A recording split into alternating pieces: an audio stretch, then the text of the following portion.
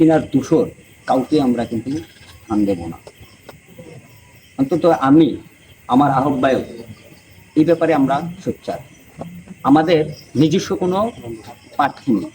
আপনারা এই ওয়ার্ডবাসী বসে যে যাকে নেতৃত্ব দিবেন, যাকে দায়িত্ব দিবেন, আমরা সেই দায়িত্বে কিন্তু চুরচারা বিশ্লেষণ করে আমরা কিন্তু সেটাই গ্রহণ করব।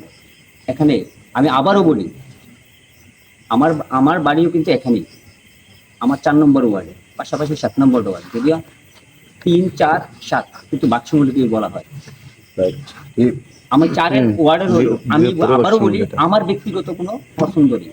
যে দলের জন্য কাজ করবে, যে দলের জন্য কাজ করেছে, তাদেরকে মূল্যায়ন করা হবে।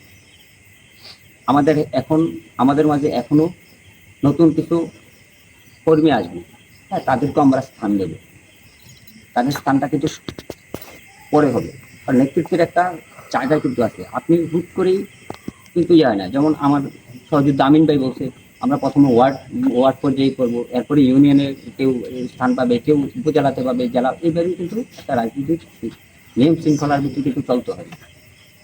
আমরা এমন একটি কমিটি দিতে চাই যেটা আগামী রাষ্ট্রনায়ক জনাব তারেক রহমানের যে 31 দফা আছে, এই 31 দফাকে বাস্তবায়ন করতে পারি।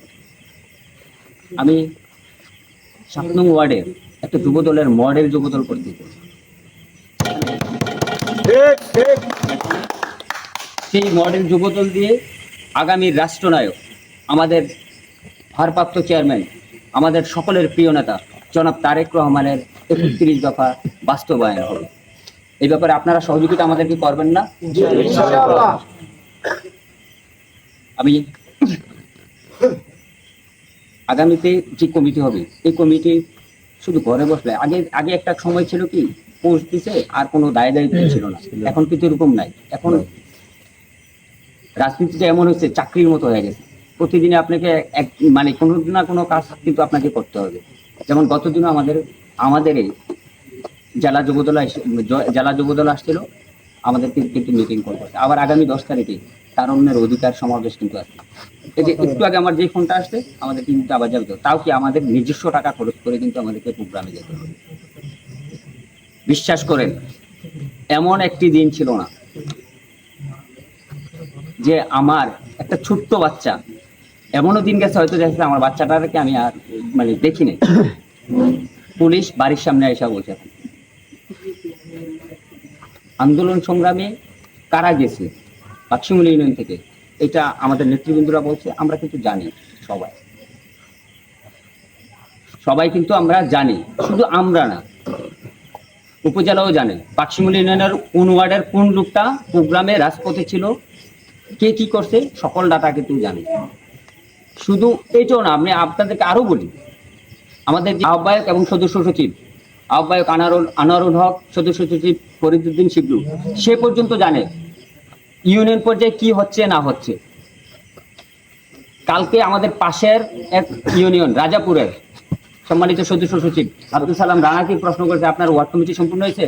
কয় না, হঠাৎ প্রশ্ন করছে, তো আপনার আরো বাকি আছে। আপনি চিন্তা করেন, সে জেলা যুবদলের সদস্য সচিব, একটা ওয়ার্ড পর্যন্ত তার খবর রাখে। আপনাদেরকে আরেকটা মেসেজ দিই, আমাদের আগামী রাষ্ট্রনায়ক ভারপ্রাপ্ত চেয়ারম্যান তারেক রহমান পর্যন্ত প্রত্যেকটা ওয়ার্ড পর্যায়ে নেতাকর্মীর খোঁজ খবর রাখে। ওনার এমন কিছু নিজের সুযোগ আছে, ইচ্ছা করলে আমি এখানে স্বজনপ্রীতি করবো, এটার কোনো সুযোগ নেই। রাজনীতির এই চেয়ারে আমি আজকে আছি, কালকে হয়তো থাকবো না, আরেকজন আসবে। আমি আমার যে দায়িত্ব আছে, এই দায়িত্বে আমি কখনো অবহেলা করবো, কারোর সাথে সহযোগিতাও করবো না। এই কথাটা আমি আপনাদের সামনে বলে গেলাম। আমার কথার যদি নড়চড় হয় বলবেন, দেখা হলে বলবেন যে আপনার কথা ঠিক নেই। এই জন্য আবারও বলি, আপনারা এই ওয়ার্ডবাসী বসে সুন্দর একটা কমিটি দিবেন।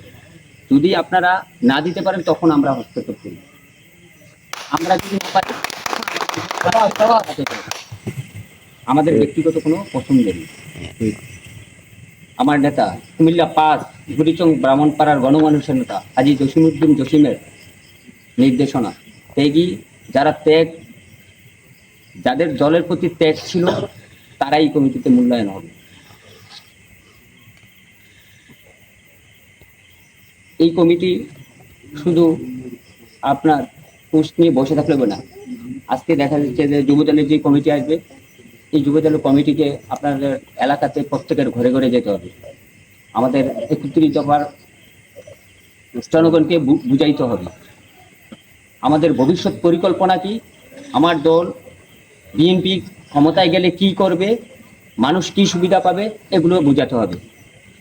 তারেক রহমানের আরেকটি ক্লিয়ার মেসেজ হচ্ছে, ভোট হবে, জনগণ একটা একটা করে ভোট দিবে। ভোট দেওয়ার পর যদি জনগণ মনে করে যে বিএনপিকে ক্ষমতায় বসাবে, তাহলে জনগণের ক্ষমতা নিয়ে ম্যান্ডেট নিয়েই রাষ্ট্র পরিচালনা করবে।